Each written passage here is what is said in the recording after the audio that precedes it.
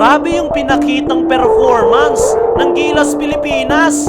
Pinaiyak ang Latvia. Hinulat ang number 6 world ranking. Paano nga ba nanalo ang Gilas Pilipinas? Ito na nga yung inaabang Gilas versus Latvia. Same starting 5 ang ginamit ni Coach Tim Cone. So first quarter nga mga chong, napakaganda agad ang pinakita ni Kai Sotto. Ganda ng assist at power move to the basket. Nakapagpasabit pa ng foul. Brownlee naman for 3. 8-2 nating run para sa Gilas Pilipinas. Pero 7-minute mark nang magsimula yung opensa ng Latvia. 7 straight points agad ang kanilang naitala. Yung sinasabing advantage ni Coach Tim Cone, gumagana. Ganda ng pinapakita ni Fajardo at Kai Sotto sa painted area. Gulat na gulat ang head coach ng Latvia sa pinapakitang magandang performance ng Gilas. Mangat na kasi sa double digit ang abante ng ating national team. Sa mga oras na yan, nagpapanik na ang Latvia. Sa play na to ay nag-collapse yung depensa ng Gilas. Walang humabol sa may hawak ng bola. Sermon tuloy yung aabot ni Newsam. Agad rin naman itong bumawi. Fast break layup. Nagpabaon pa ng passer Peter shot si CJ Perez. Gulat na gulat yung mga fans ng Latvia pati Pilipinas.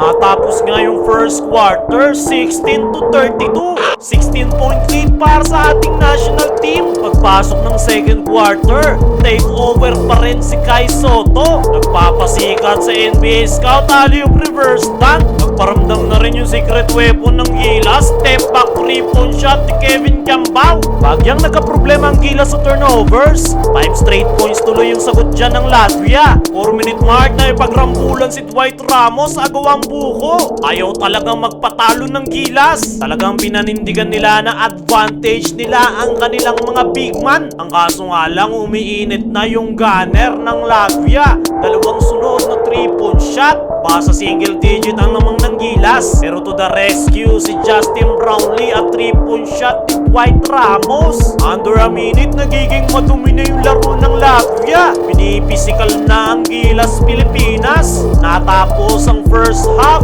38-54. Matamis na 16 ang abante ng Gilas Pilipinas. Third quarter, simula nang humigpit yung depensa ng Latvia. Kumukonekta na rin yung kanilang mga outside shots. Pero hindi nga nagpapatalo itong si Kai Sotto. Mag-isa niya ngang sinagot yung mini run ng Latvia. 5 straight points agad kay Kai. Nag-iiyakan na yung Latvian fans.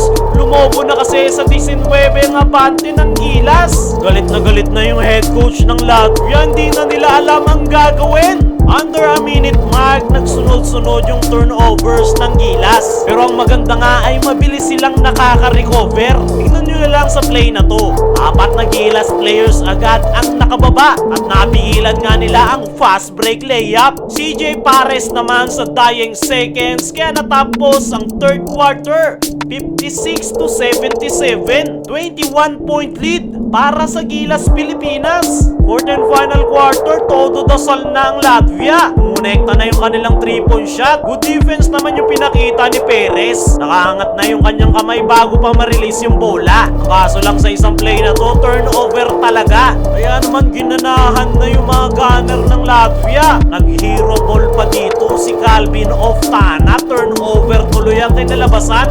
3-point shot ang sagot ng Latvia. Ulit pa sana, buti na lang na block shot ni Kai Sotto. Nagparamdam naman ang Magic Justin Brownlee. Nice hustle. Take over mode para sa Gilas Pilipinas. Hindi mapigilan si JP. Ganda pa ng kanyang depensa. Yung head coach ng Latvia hindi na mapakali, kinakabahan na. Kaso nga lang, crucial turnover ang ginawa ni Kai Sotto. Sinabon tuloy siya ni Coach Tim Cone. Sa play na to ay nagkamali ng depensa si Kai. Naiwanan niya nga yung kanyang tao. Easy 2 points. 5 straight points pa ngayon natala ng Latvia. Pero nanatiling compose yung laro ng Gilas Pilipinas at tinalo nga nila ang host country at number 6 world ranking na Latvia sa score na 89-80. Isang history ang nagawa ng Gilas Pilipinas.